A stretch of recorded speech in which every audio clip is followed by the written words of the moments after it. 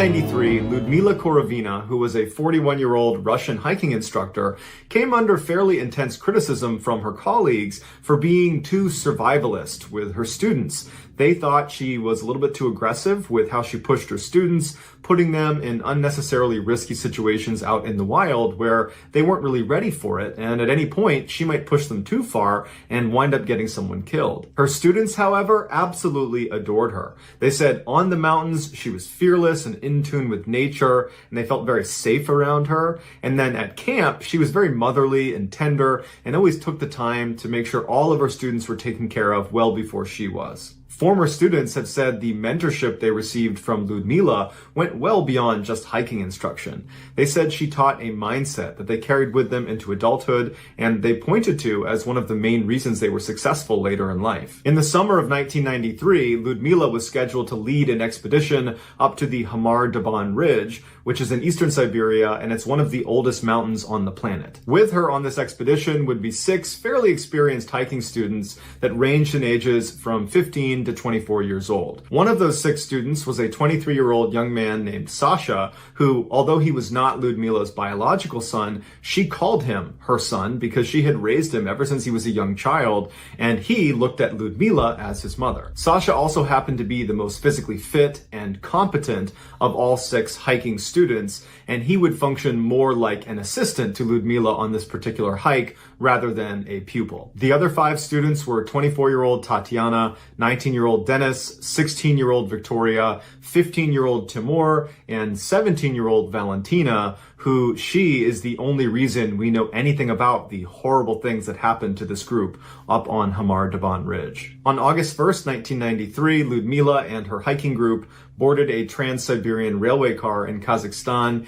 and later that day they arrived in a town called Marino, which is on the eastern side of Siberia on the southern end, and it butts up against the base of the Hamar-Daban mountain range. The Hamar-Daban mountain was not considered a very dangerous hike to make. It was relatively small. It was just under 2,400 meters in elevation, and in the summertime, you'd have scores of recreational hikers all over this mountain range. Plus, the weather forecast for Ludmila and her group's multi-day hike in that mountain range was going to be incredibly favorable. It was going to be warm, clear, nice summer weather. Ludmila had charted a course that began just outside of the town of Marino, which is the town they were staying in that first night. They were going to start next to Lake Baikal, which is the deepest lake in Russia.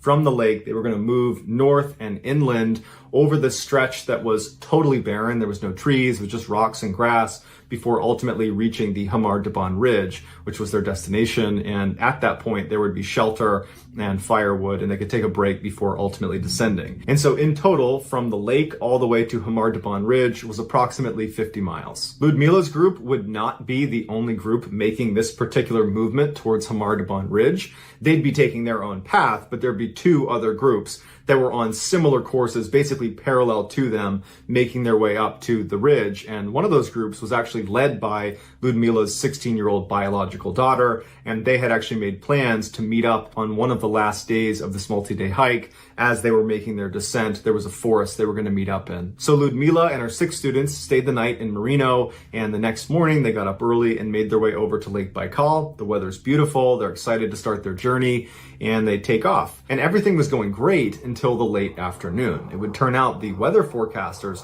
were just completely wrong, and as soon as the group climbed above the tree line, the temperatures plummeted and it started raining and snowing on them. It was just absolutely miserable. This treacherous weather would persist over the next few days, and it really started to destroy the morale in the group. But Ludmila, she was a pro, and she had hiked in far worse conditions than this, and so she made a point of telling the group that this stuff happens. Bad weather happens. We are prepared. We are trained. We're going to be fine. You need to have a positive attitude about this. We need to just keep pushing forward and not play a victim here. And that was enough to inspire the group to just keep on going. You know, they believed in Ludmila, and she's telling them to keep going, so they kept going. By the evening of August 4th, so this is 3 full days of hiking later, they were only about 30 minutes away from the summit. They have now reached the point where they are in the open section of the mountain where there is no reprieve from the wind or the rain or the snow. There's no trees to block anything. And so it's just an absolute abomination trying to climb this last stretch.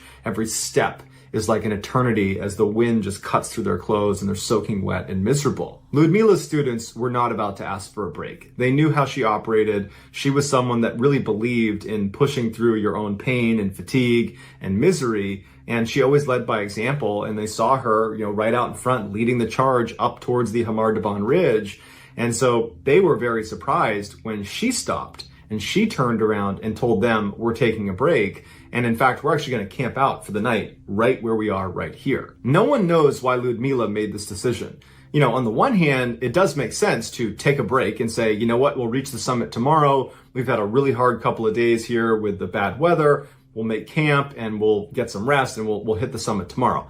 That makes sense. But where she elected to make camp does not make sense. She had them stop right smack dab in the middle of this totally open section of the mountain where there are no trees, there's no objects to protect them from the horrible wind and snow and ice and rain that's just going to be pelting them all night. And so some people have speculated that when she looked at her crew of hikers, they were so badly beaten down and tired and miserable that she knew she could not ask them to go any further. And so that was why she said, let's just make camp here, we'll make do. Others have said her map may not have been very accurate. And so she didn't know how close she was to the summit, where at the summit there was literally a shelter that had firewood and a place for you to rest. Maybe she didn't know she was so close. Perhaps she thought she was much farther away and this is the best we can do. But what the inaccurate map theory does not account for is Ludmila would have known there is a forest about 2.5 miles down the mountain, because the whole time they've been on this hike, they've tried to stay up above the tree line as they make this final approach up to the ridge. And so she would have known there's a forest right down there. And if I wanted to, I could go down there and seek shelter in the trees. And so for whatever reason, she decided that we can't go down to the forest, we got to stay here. And so perhaps that lends more credibility to the idea that the group was far more beaten down than maybe we even realize. And she thought they can't make the 2.5 mile journey. We're going to have to just make camp here and make do. But regardless of her reasoning, they did make camp right in the middle of this open section. They set up 2 wet, crappy tents, and they used their little kerosene stoves to make a tiny meal. And then they all crammed inside of these 2 tents and huddled as the wind howled outside. That night, the storm got much worse. The wind picked up, and again, they're totally exposed on this open section of the mountain. And so they're just getting destroyed by this wind.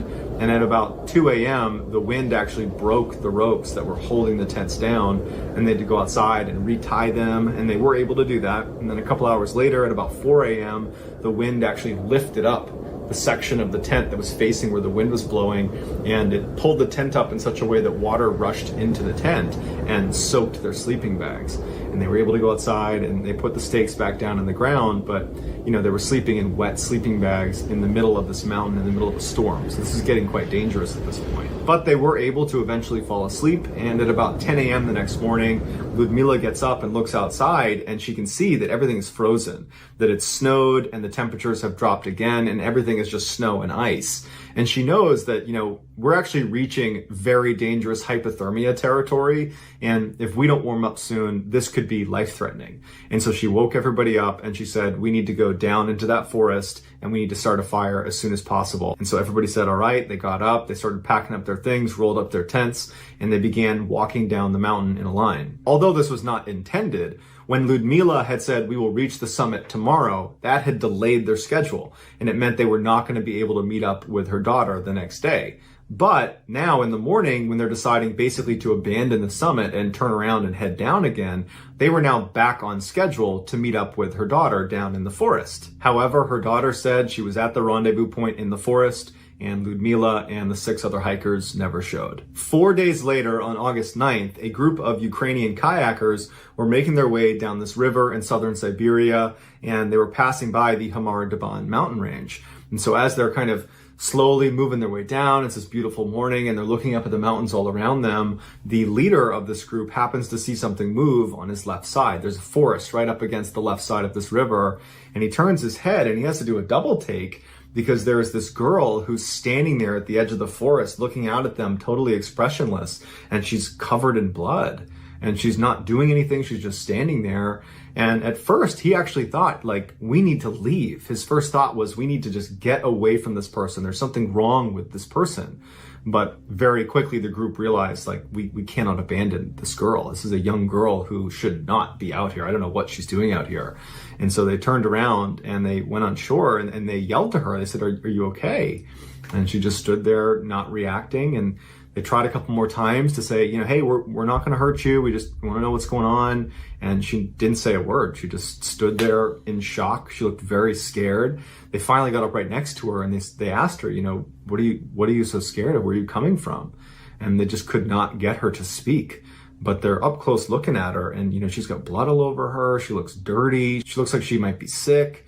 And so they decide that, this girl needs help, and they had blankets. And so they threw blankets over her.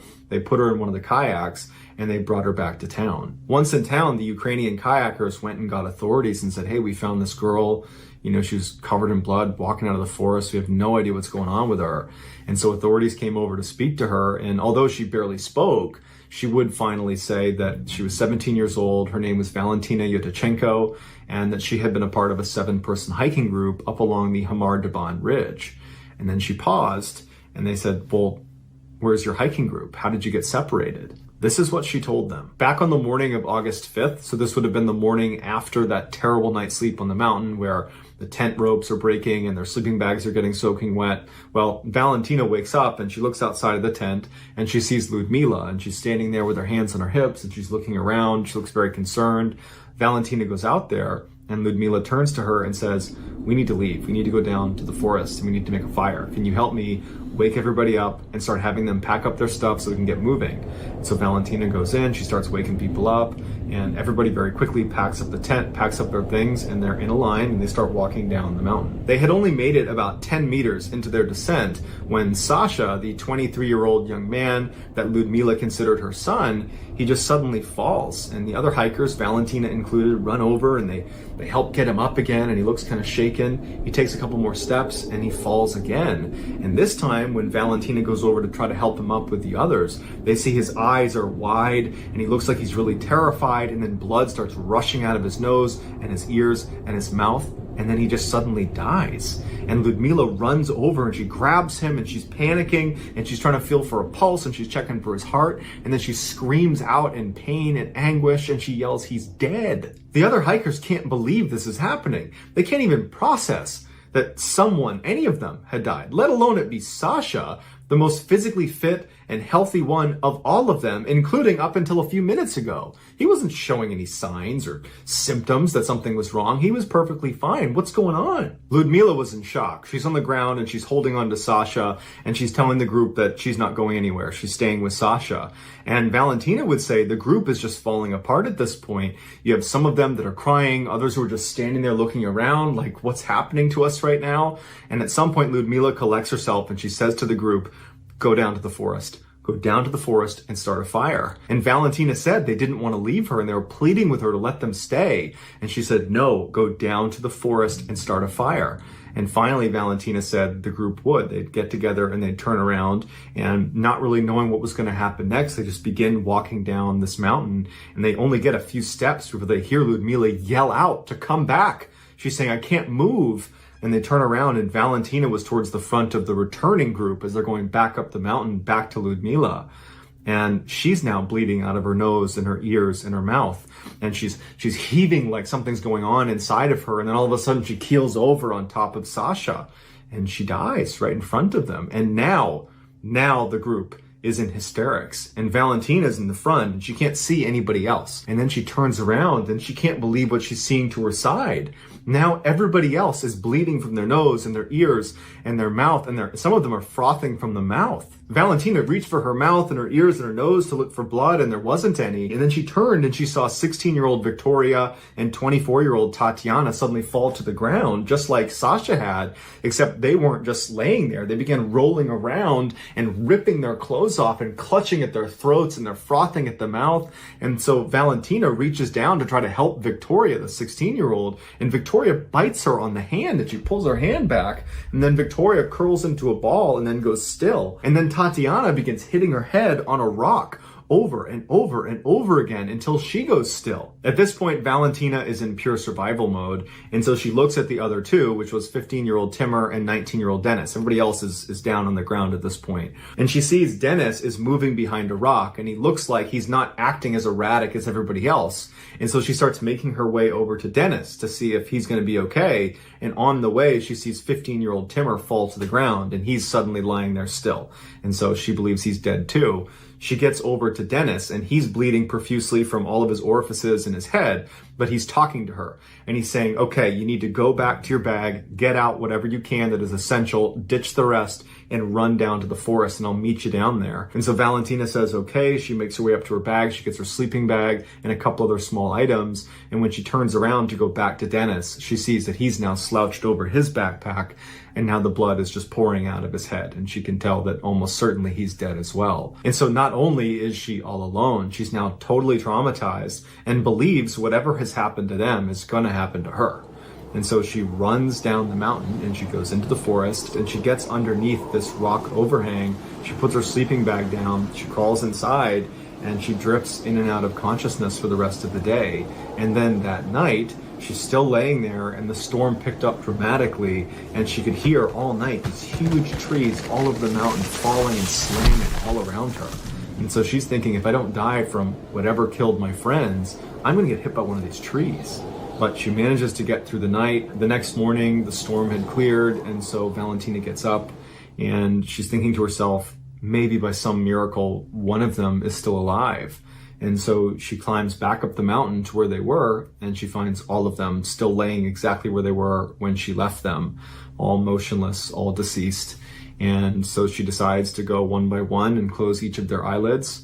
And then she says her goodbye, and then she turns and kind of wanders back into the forest, where she would stay for the next 4 days, desperately walking around, hoping to be rescued at some point, the whole time just expecting to die, either from exposure, from an animal attack, from whatever killed my friends. Eventually, she does hear voices, and she starts making her way towards where they're coming from, and that's when she gets to the river, and she sees the Ukrainian kayakers who ultimately pick her up and bring her back to town. After authorities heard Valentina's story and realized there were other hikers out there, they launched a search party, and it would take them a month to locate them. Their bodies were contorted, and their faces were locked in these grimaces that looked like they were in absolute terror and agony right as they died. In addition to missing most of their clothing and their shoes, they were also all missing their eyeballs. The autopsies were only able to conclude that hypothermia contributed to their death, although it wasn't the only factor,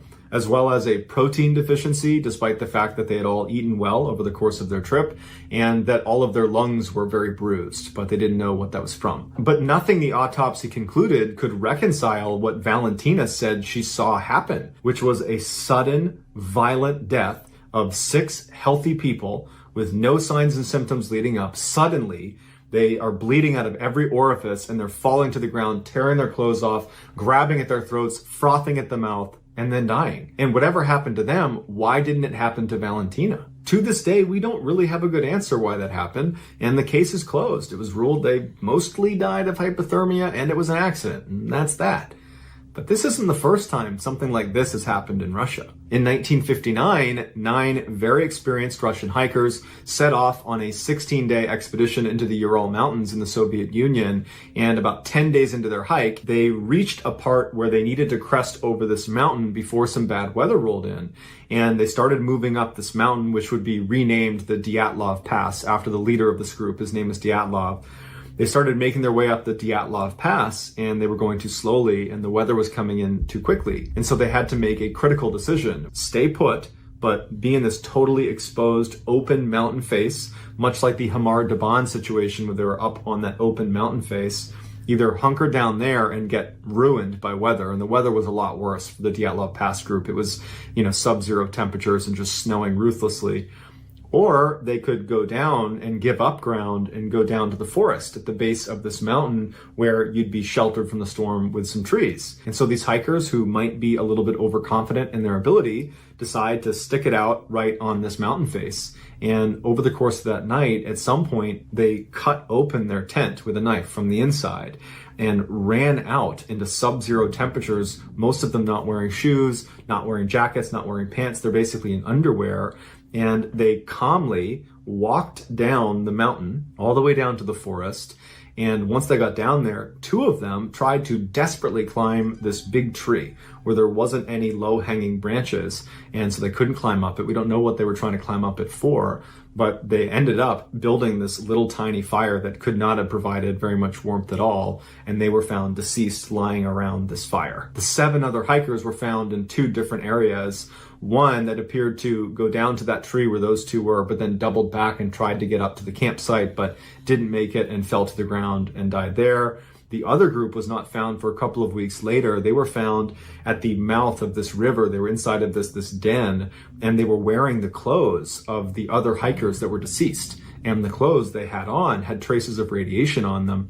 And the ones that were in the den had these devastating chest and skull injuries, and one of them was missing their eyeballs. And the official statement by the Soviet Union was they died from an unknown compelling force, which is a really mysterious way to describe how someone might die. This case was actually reinvestigated in 2020, and the new cause of death is death by avalanche. Except loads of people disagree with that. In fact, experts have gone out to where this happened, and they say not only was there no avalanche, there's never been an avalanche in this area. There's literally never been one. September 15th, 2010, a 55-year-old man named Greg Flanagan checked into the Elegante Hotel in Beaumont, Texas to start his work week. As a young man, Greg had worked as a chief engineer on ocean-going vessels, spending months out at sea. But in his middle age, he had reinvented himself as a landman. It was Greg's job to secure leases of mineral rights and land for drilling. Greg was slender and fit-looking despite the fact that he never exercised and he smoked constantly. He kept a close-cropped white beard and he had the leathered skin of a lifelong outdoorsman. Every Monday morning, Greg would make the 2-hour commute in his pickup truck from Lafayette, Louisiana, all the way to Beaumont, Texas, where his company would always rent him a room. The hotel itself was neither good nor bad, but to Greg, he didn't care. He just needed a bed and a TV. Once Greg walked inside, he had a bathroom immediately to his right, and then a little bit farther in was the main section of the hotel room, which was very basic. Straight ahead, there was a window that looked down onto a small pool that was lined with potted plants. And then in the main space was a queen-size bed tucked up against the right wall, and then on the left wall was a TV. Greg wheeled his one suitcase into the hotel room and he put it at the foot of the bed and he opened it up. He pulled out the shirts that he wanted to keep wrinkle-free for the week and he hung them in his closet. Then he pulled out his toiletries that were kept in a cloth bag with a hook and he hooked those onto a towel rack. Then he took off his very worn brown boots and his faded blue jeans and he slipped on some pajama pants. Anytime Greg stayed at the Elegante, he rarely left his room. There was a bar downstairs, but he wasn't a big drinker or socializer. He preferred to just have quiet nights alone in his room watching TV. So that night, Greg cranked the air conditioning to make sure it was as cold as it could get. He liked to sleep in a very cold room. And then he hopped on his bed and he put 2 big pillows behind his head and he rested up against the headboard. And then he took a towel and he laid it out next to him. And on the towel was his ashtray, his cigarettes, his lighter, his phone, the TV remote, and a candy bar. Then he picked up the TV remote, turned it on, flicked through the channels until he landed on one that was playing Iron Man 2, and he thought, good enough. Put the remote down, picked up his candy bar, opened it up, he ate a piece of his candy, and then he grabbed a cigarette, lit up a cigarette, and he began smoking. The following morning, Susie, Greg's wife, did not get a call from her husband, and he always called her every morning that he was gone. That was their routine, and this was a big break from their routine. And so she tried calling him, and his phone rang and rang and rang, and he never picked up. And so then she called his Beaumont office, and he didn't pick up. But after the second or third time she called, his coworkers picked up the phone, and they said, hey, Greg's not here. He hasn't come into work yet. And Susie felt concerned. She felt like something was wrong. And she said, do you guys mind just going to his hotel room and knocking on his door and making sure he's okay? And they said, sure, we'll go over there. So the 2 coworkers head over to the hotel. They knock on Greg's door. He doesn't answer. And so they go down and get the manager, who comes up and opens Greg's door, and right away they find Greg lying dead in the middle of his hotel room. The way Greg was positioned when they found him, it looked like he had fallen to his knees and then fallen again onto his face, and his left arm got kind of tucked underneath his body, and still in his two left fingers was a cigarette that had not fallen from his hand that had burned down to the wick. The room was exceptionally warm, and Greg's skin was grayish blue. Immediately after seeing Greg, the two co-workers called 911. Shortly after the ambulance arrived at the hotel, Detective Scott Apple arrived in his cruiser. Apple was a short guy, very, very fit. He had silver hair that he spiked up. He looked 100% cop, and he worked basically 24/7. When he got up to room 348, there was no sign of a break-in, nothing had been disturbed inside of the room,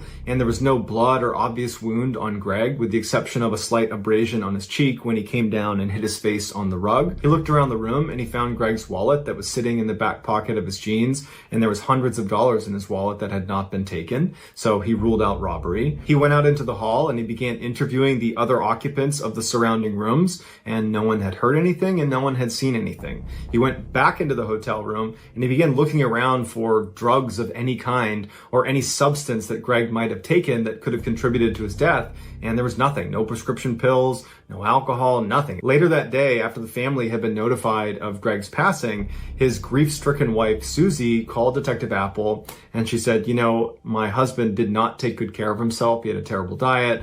He's been smoking like a chimney since he was a young teenager, and he never saw a doctor. And I always told him that if he wasn't careful, something like this was going to happen. I always worried that he might have a heart attack or something." So at this point, not only does Greg's family think he died of natural causes, Detective Apple also thinks the same thing. He's thinking about what he saw in the hotel room, and there's no sign of any foul play. It just looks like a guy whose lifestyle caught up to him. Greg's body was sent to Dr. Tommy Brown, who in Beaumont, Texas, he was like the medical examiner. He'd been doing this for years and years. Dr. Brown had read ahead that they believed Greg had died of a heart attack or something like that. And when his body was wheeled in front of him, there was nothing he saw right away that contradicted that theory. The only two marks that the doctor noted on the outside of Greg's body was the small abrasion on his face from where he landed on the rug, and then he also had another small abrasion on his crotch. But beyond that, the rest of his body was completely unblemished. When he looked inside of his body, it looked like someone had literally just crushed his insides. His torso was full of blood. Food from his intestines had been ripped outside.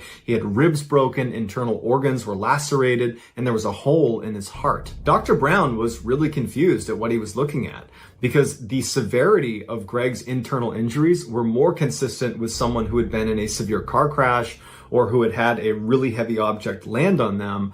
But Greg didn't have any significant external injuries that would support either of those two things happening to him. And he was found in the middle of a hotel room where there was nothing disturbed and no one had apparently seen or heard anything. And so Dr. Brown says, look, I don't have all the answers here, but this was not natural. This is a homicide. And my best guess is he was beaten to death. I know it doesn't really make sense because there's not any external injuries, but he suffered some significant trauma from somebody else, and that's what killed him. When Detective Apple got this report from the medical examiner, he was just as confused as Dr. Brown was, but his attention turned to, okay, well, if he's been murdered, who would want to murder him? And he began digging into Greg's background, and he found that he was universally liked. He was known for being incredibly courteous and polite.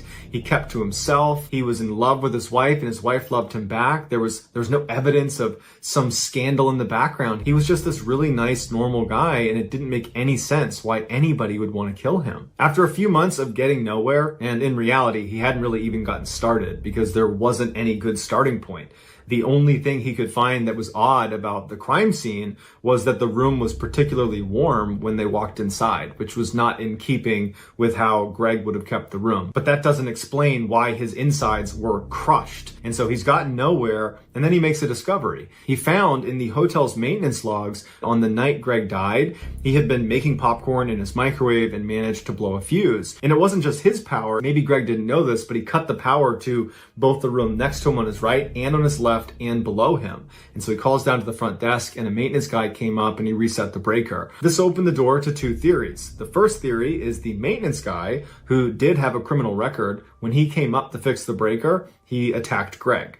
But that was wildly speculative, and there was no evidence to suggest that the maintenance guy would do that, and so that was quickly ruled out. The other theory was Greg's neighbors in room 349 were these two electricians who were big partiers and drinkers, and so Detective Apple suggested that maybe when Greg accidentally cut the power to their room, they were really annoyed and they went outside in the hall and they saw Greg and they somehow realized he was to blame for this, and in a drunken rage, they attacked him and killed him, and that's what killed Greg. And even though it was a stretch, it was the closest thing to a motive Detective Apple had found in anyone. And so Detective Apple put on a hidden camera and he went and interviewed these two electricians that were still staying in room 349. And he said when he spoke to them, they were very forthcoming. They seemed very honest. They were appropriately curious about what happened to Greg.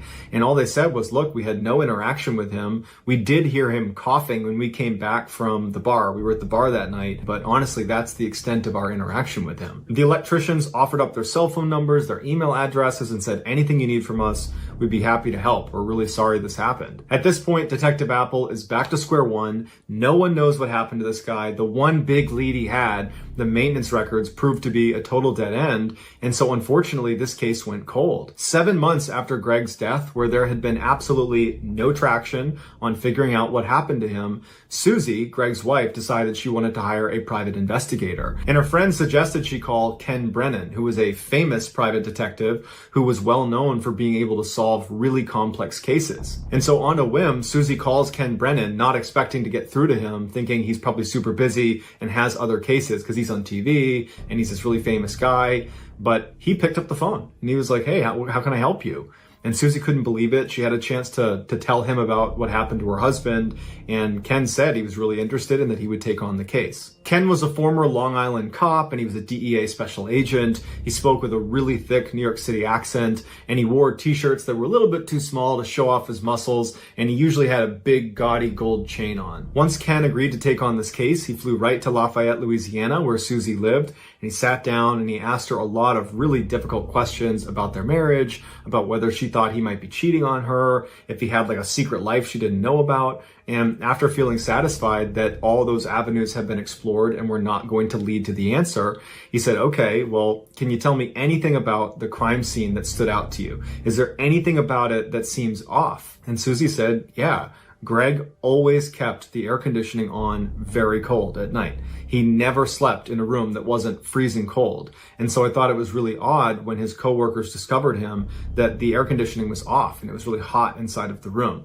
That's incredibly unlike Greg for his air conditioning to be off. Ken made a note of this, and then he left Lafayette and he went to Beaumont, Texas to meet up with Detective Apple. And Detective Apple and he actually got along really well. They agreed to work together on this case because Detective Apple feels like he's reached a dead end anyways. Apple brought Ken to the crime scene. He showed him the hotel room. And then afterwards, he turned over all of the documents he had on the case, from the autopsy report to the photographs to anything he'd collected over the 7 months he'd been working on it. So that night, Ken diligently looks through all of the documentation, all of the photos, and the next day when he goes into Apple's office, he says to him, I think I figured it out. And Apple's like, oh really? You figured it out one day after being here? And Ken's like, no, seriously, I think I figured it out. I have to confirm something with his wife, but I think I have a theory. And so Ken calls Susie right in front of Apple, and when Susie picks up, Ken's like, hey, did your husband ever smoke with his left hand or did he smoke with his right hand? And Susie said, oh no, he only smoked with his right hand. And Ken goes, thank you very much. He hangs up and he goes, Apple, I got it. And so Apple's like, okay, what's your theory? And Ken says, okay,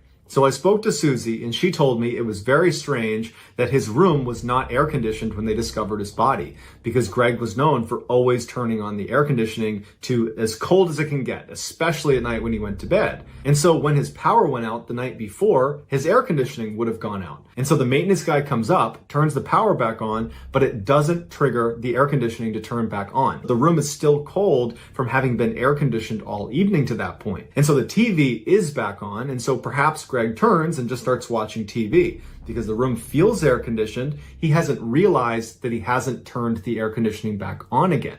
Now, this is Beaumont in the summer, so it's going to get really hot in his room really quickly. And as soon as it starts to warm up in there, he's going to realize, oh, I didn't turn the AC back on, and he would go over and turn it on again. And so because the air conditioning wasn't on, and we know that the power was restored at 8:30, then he must have died after the power was on, but before it got warm enough in the room for him to recognize he did not turn the AC on, which means he would have died somewhere between 8:30 and 9 p.m. at night. And so Apple's like, wow, that's pretty impressive, except that doesn't really help us figure out how he died or who killed him. And Ken puts his hand up and he says, I know, I'm just building the whole picture here. Okay, so we have him dying between 8:30 and 9, and I don't think he was beaten to death. I think a lot of people want that to be what killed him because it's kind of the only thing that might make sense, but I say it definitely doesn't make sense because of the cigarette. Now, we found that cigarette in his left hand, and I talked to his wife, and she said he only smokes in his right hand. And so what I think happened is the power came back on at about 8:30, which is what the report says. The TV turns back on. Greg doesn't turn the air conditioning back on. He sits on his bed. He's watching TV. He lights up a cigarette, and he's smoking with his right hand. And then something happens to him, which I'll get into my theories on that, and he jumps off the bed, and he starts making his way to the door to get help. And he transfers the cigarette from his right hand to his left hand so he can use his right hand to turn the doorknob and open the door to safety. But he doesn't make it. He falls to his knees and he falls to the ground and his cigarette's still in his fingers and he dies. And Apple's like, you know what? That's pretty good. It makes a lot of sense. But the crucial missing piece here is, well, what was the trauma he suffered that caused him to jump from his bed and run to the door and then ultimately die? Ken's like, I got a theory on that too, but I got to be in the hotel room to see if it's true. So Apple and Ken go back to the hotel room. When they get there, Ken goes inside and he starts walking around, looking at the ceiling, the wall, the ground. And then finally he stops when he's looking back towards the front door leading back into the hall. And he points at the wall and he says, there.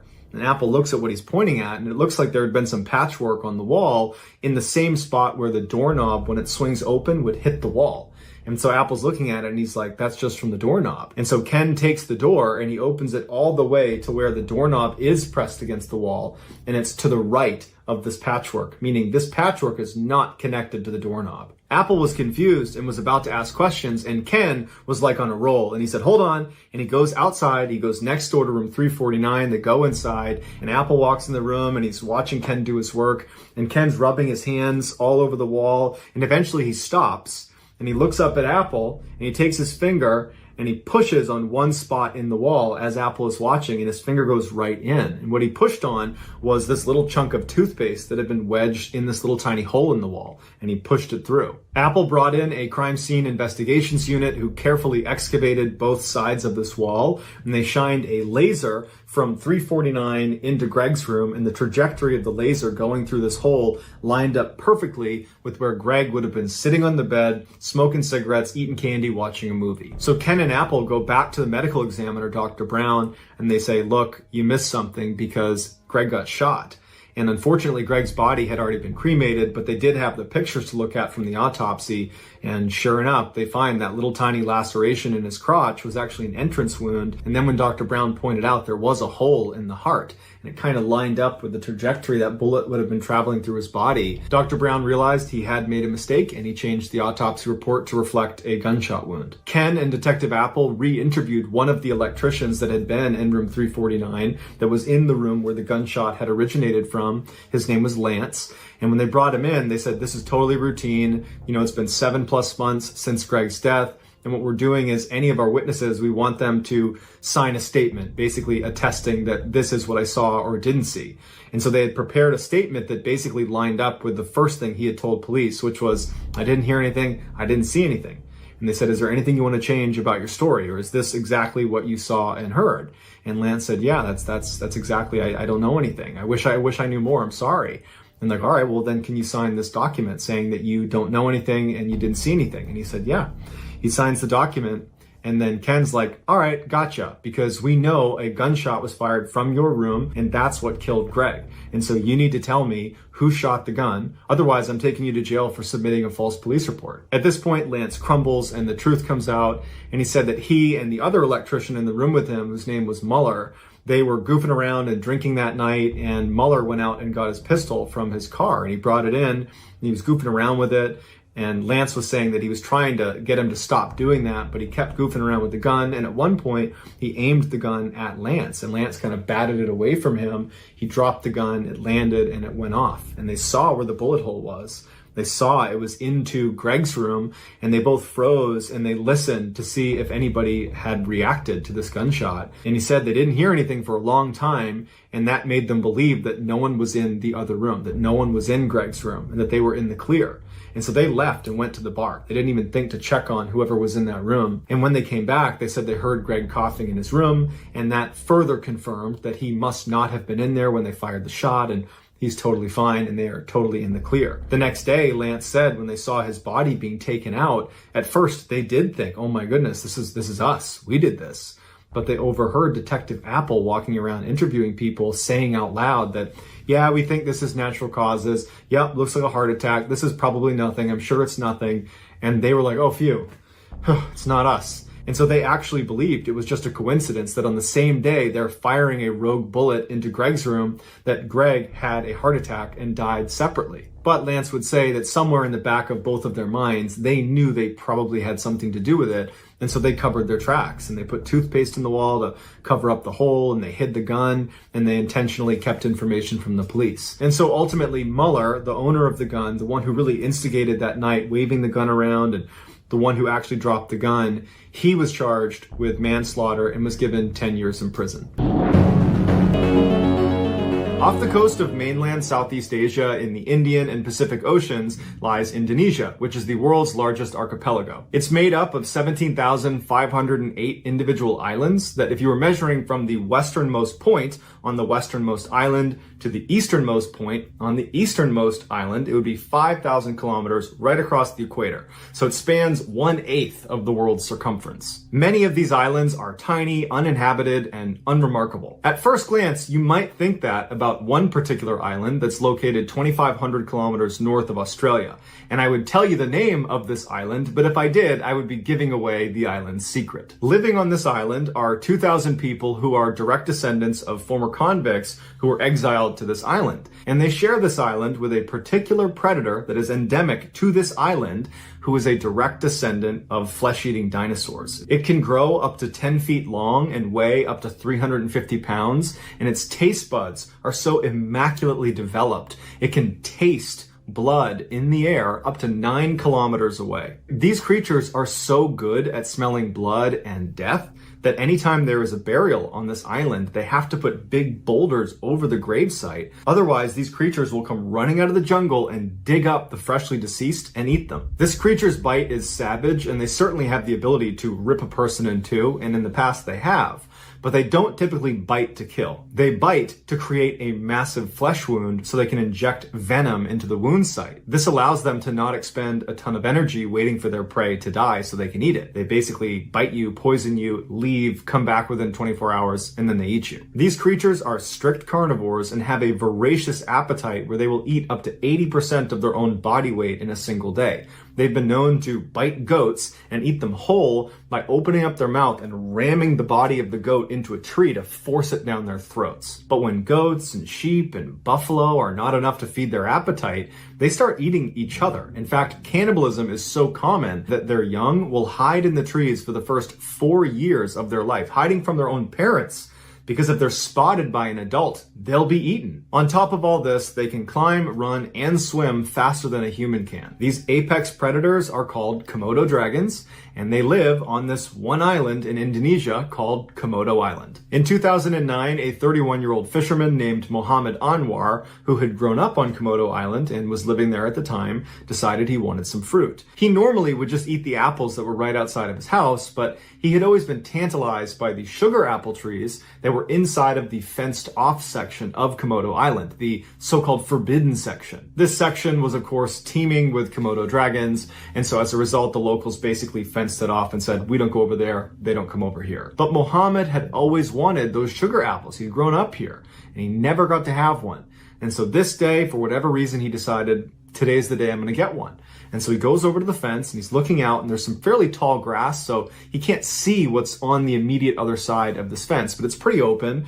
and he can see the trees. They're a little bit off in the distance. And so after looking around and feeling like the coast was clear, he hopped the fence and he ran out to the sugar apple tree. Mohammed's neighbor, Teresa Tawa, was outside and happened to look over at Mohammed right as he hopped the fence into the forbidden section. And so she ran over to the fence and yelled to him to come back, but he didn't hear her. And so she's standing at the fence looking out, scanning herself to see if there's any Komodo dragons out there, and she didn't see any. And so she turns her attention to Mohammed and she's watching him, hoping that he just gets the apples and comes back without incident. And as she's watching, she sees he's reaching out and extending his arm just far enough. He wants to get one more apple, and he loses his footing and he falls to the ground. From her perspective, she couldn't see Mohammed on the ground because the tall grass obscured him. So she didn't know if he's laying there unconscious or if he's just rolling around and he's in pain and he's about to stand up. And so she's just looking anxiously, hoping he stands up soon. And then she hears the sound of two Komodo dragons running through the tall grass. She can see the grass moving as these two massive creatures are running and grunting at full speed towards Mohammed.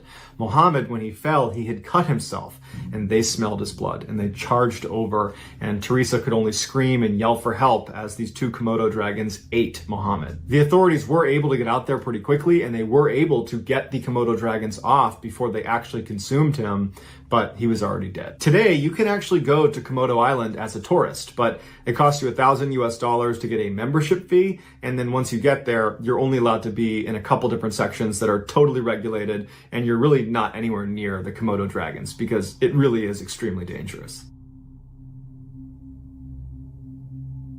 On the evening of June 20th, 1965, four high school friends set off for a remote desert location about 90 miles northwest of Las Vegas, Nevada, that was within the very famous Death Valley. They arrived at their destination, which, if you didn't know any better, would just look like the middle of nowhere in the desert. But to them, they knew exactly where they were. And so they parked their car, they got out, and they began unloading very heavy underwater diving equipment and began walking it up a nearby hill. The group was made up of 19-year-old Paul Giancontieri, his brother-in-law, 20-year-old David Rose, 19-year-old Bill Alter, and his younger brother Jack, who was 16 years old. As these four boys walked their diving equipment up this hill, they were hit with sign after sign after sign that was telling them, do not go any farther, turn around. They made it to the top of the hill and they were met with a huge fence, which once again said, do not go any farther. Without any hesitation, they went right under the fence and began walking down the other side, which was a very steep 30-foot rocky slope that led down to this very narrow strip of water that was the entrance to a very famous underwater cave called the Devil's Hole. Their plan was to dive all the way down to the bottom of the cave, which was at 325 feet. So they get down to the bottom of the hill and they begin putting on their scuba gear, and Jack, the youngest, he's like, you know what, guys, I'm having second thoughts. No, I don't want to do this anymore. And they're like, all right, hey, suit yourself.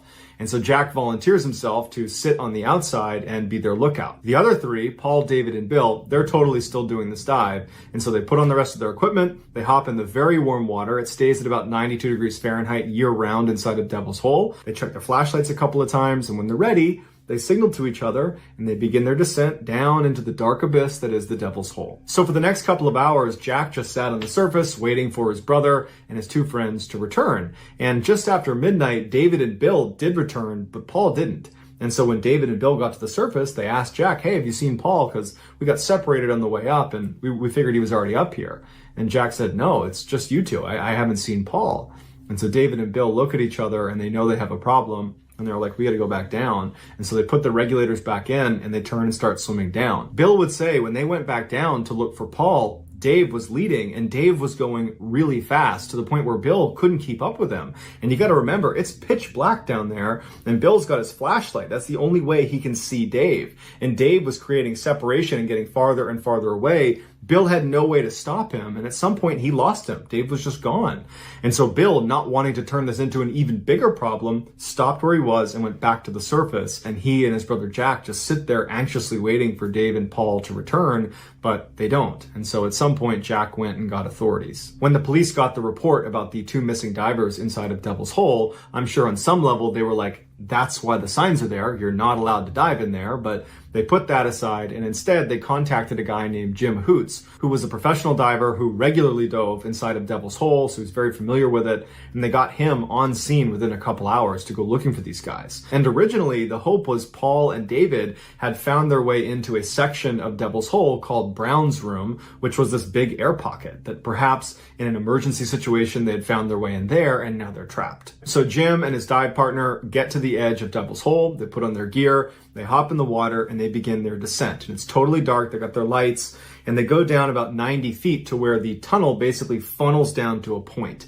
And through this point, you have to wriggle through and push through. Once you get through that, you enter into this massive chasm that if you shine your light in any direction, the walls are so far away that initially it looks like you're shining a light into infinity. It's this massive, massive space. But for them to get to Brown's room, the first place they're going to look for these guys, they needed to push through that little funnel and then immediately turn left and track the ceiling until they find a tunnel that goes back up again. And that is the tunnel that's very claustrophobia inducing. It's very tight.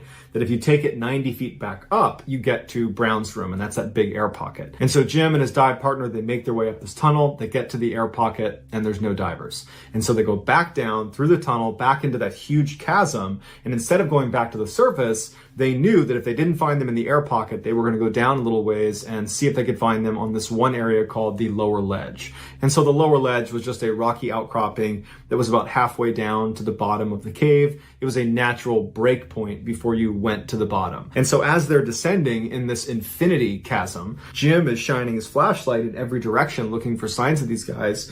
And at some point, his light picks up a reflection on the lower ledge. And so they get down to the lower ledge, and that reflection was from a dive mask, the glass of the dive mask. It was sitting right on the lower ledge, and then next to it was a single dive fin. So Jim and his dive partner, they pick these items up, they go back up to the surface, and they confirm with Jack and Bill Alter that yes, that mask and that fin belonged to Dave and Paul. And then afterwards they say to the search party, look, we were in Brown's room and they weren't in there. And so there's nowhere else they could be alive. And by now they've run out of air. And so that mixed with the fact that we're finding their equipment strewn about the chasm, it's safe to say they're more than likely deceased. Jim and his dive partner said, look, we'd like to go back in and go all the way to the bottom. We stopped at the lower ledge, so we don't know what's down there. We anticipate we'll be able to find their bodies, and we can at least confirm they're down there and then shift to a body retrieval mission. So Jim and his dive partner get back in the water. They go down the 90 feet to that little section you have to wriggle through to get into the chasm. Once they're inside, they keep going down. They pass the lower ledge, and they go all the way down to 325 feet. Now this cave is huge, and the floor bottom is huge, but it's not so huge that you wouldn't be able to spot two bodies that have just recently landed down here. And so Jim and his partner are scanning their light across the bottom, which is relatively flat. You can see pretty far because of how clear the water is, and they're not seeing anything on the bottom. They're looking all over the place, and there's no bodies, there's no equipment, there's nothing. And they're thinking, how are we missing this? How are we not able to see this? And it was at this point that Jim noticed a little hole in the bottom of the cave floor, barely big enough for a full-size person with tanks to fit through, that he hadn't seen before. And so they make their way over to it, and Jim says right when he was on the edge, he felt a fairly strong current being pulled past his legs down into this hole. It was almost like this was a drain on a bathtub and someone had pulled the plug, and now all the water is draining into this little hole. And so Jim and his dive buddy kind of push themselves back to make sure they don't get sucked in. And Jim pulls out a weighted piece of string that goes out to 932 feet. And he would use this if there was ever a tunnel that he wanted to go down and he wanted to size up how deep it was. He would extend the line and he would let it fall until it hit something, and then he would stop it. And on the line were marks of how deep it was. And so he let this line go inside of this hole, and it went all the way down to 932 feet without touching any surface, meaning it's at least 932 feet deep from that point down. So Jim just pulls his line back up and he looks at his dive partner and he's like, yeah, no, we're not going down there. Not only were they not equipped to go that deep, they also both knew if we go in this hole, there's a good chance we won't be able to get back out again because the current is so strong. So Jim and his dive partner go back to the surface and they say, look, we couldn't find their bodies. But what we think happened is they developed nitrogen narcosis, where you're in this sort of drunken state, you don't really know what's going on around you, And that suction slowly pulled them into this hole, and they weren't really aware of their surroundings, and they didn't stop themselves before they got pulled in, and then it was too late, and they were pulled down into oblivion. To this day, they've never found their bodies, and scientists still don't know how deep that hole is. But in 2012, there was an earthquake in Mexico, so 2,000 miles away from Devil's Hole, that caused a tsunami to come through Devil's Hole. I don't know how that actually works, but the scientists say that's what happened. And so scientists believe that hole leads to an underground ocean that connects to other parts of the world as far away as 2,000 miles. Today, diving is still strictly forbidden inside of Devil's Hole, unless you're a scientist, and they stay far away from that hole at the bottom.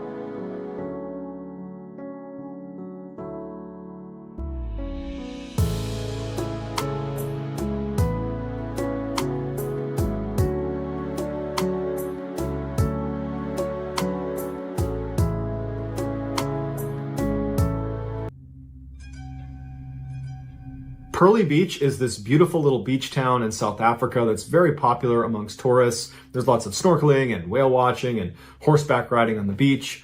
But behind this beautiful vacation town, down this bumpy access road going inland, you come to this unmarked settlement called Uluxulwane that is like the opposite of a vacation. Basically, everyone there is completely impoverished. Beyond some seasonal cleaning jobs and the occasional gardening job, there's virtually no work in that area. As a result of this crushing poverty, the men in this town have had to take on one of the most dangerous jobs in the world.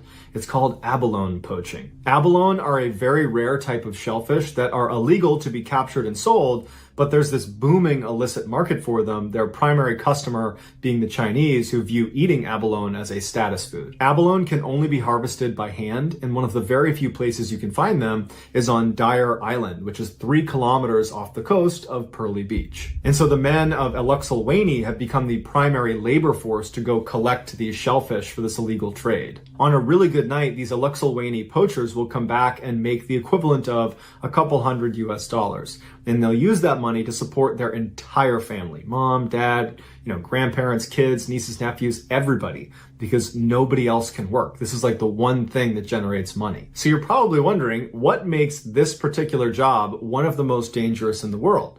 Well, I can tell you it has nothing to do with the actual act of removing abalones. That's pretty straightforward. It's the creature that lurks below you the whole time you're in the water pulling abalones off the reef that at any moment might come up and strike. In the early morning hours of September 3rd, 2017, a group of Uluxulwane poachers met on Pearly Beach to make their way out to Dyer Island. Now, because they are so poor, they do not have the money to afford renting a boat to take them out to Dyer Island, and so they swim out to Dyer Island. It takes them about 3 hours to swim out there, and then they stay there for 3 hours, going down on a breath hold over and over again, pulling abalones off the reef, and then they swim 3 hours back. And so this this particular day, the poachers are pulling up their wetsuits, getting ready for this swim, and they're chatting nervously with each other, doing their best not to talk about the one thing they were all terrified of, which is what's swimming out in that water. One of the men on the beach was a 34-year-old named Zalela, who had taken a break from abalone poaching because of how dangerous it was, but he had just found out his wife was pregnant, and so he needed the extra cash, so he was going with them. South Africa is home to the largest population of great white sharks in the world. Specifically, there is a stretch of water between Dyer Island and the shores of Pearly Beach called Shark Alley that is the highest concentration of great white sharks in the world. So every time the Alexalwane poachers swam out to Dyer Island, they had to swim over Shark Alley, and then once at the reef, removing the abalones, that's where all the sharks would hang out because they would eat the seals that were in the area. So there's sharks all around them there, and then they would swim back over Shark Alley. So all in, they would be spending 9 hours around some of the most ferocious apex predators in the world. So that morning, Zalela and the other poachers make it out past the breakers, and they head out to this stretch of kelp that covered the first third of their trip. Basically, they would stay in this big kelp field because they said the sharks didn't like to come in the kelp. But at some point, they reached the end of the last bit of kelp. And what was next was this open water swim up to Dyer Island. This would be the most dangerous part. And Zalela was the first person that was going to be entering the open water. And the way they did it is in the open water, they would intentionally space themselves out by a couple of meters in case one of them got attacked. The others would have a chance to swim away and avoid being caught up in the feeding frenzy. So Zalela leaves the kelp field and begins swimming across the open water. And then after a little bit, the next poacher, he begins swimming, and they had this practice where they would constantly be looking around and counting all the people they were with. Because these shark attacks, when they happened, a lot of times they would get pulled under the water and you wouldn't hear it at first. And if there was a head missing, you stopped everybody else and you made sure no one was being attacked by a shark. And so as this second swimmer is swimming along, he's counting and he's got a full head count. And then he looks and Zalela's missing. And he yells for the others to stop. And as they're kind of poking their heads up to see what's going on, Zalela reemerges in the mouth of a great white shark that is violently shaking him side to side. And Zalela's screaming out, and the other poachers know they can't do anything to help him. And so they turn and they swim as fast as they can. And all they hear behind them is the sudden scream as his face would come out of the water and then go back down again, and the violent thrashing of fins as a feeding frenzy began. And so the others make it back to the kelp field, and one of them had a cell phone wrapped in rubber, and so he pulls that out and he calls one of the poacher boats, because even in an emergency, they don't call the police because they can't jeopardize their livelihood. And so they call a poacher boat that comes over, scoops them up out of the water, and then the remains of Zalela that came to the surface, they were able to pull those into the boat and bring them back for a funeral. According to police reports, in the last 2 decades, 5 Alexalwane poachers have been killed by sharks. But to the Alexalwane locals, they say that count is not even close to accurate, because a lot of times when people do get attacked and killed by sharks, they don't report it to the police because they don't talk to the police. And so they think it's probably closer to 2 or 3 dozen people that have been killed by sharks. When interviewed, an Alexalwane poacher has said anytime there's a shark attack, whether it's fatal or not, they usually just take a week or 2 off and then go right back in the water. Poverty has given them no other choice.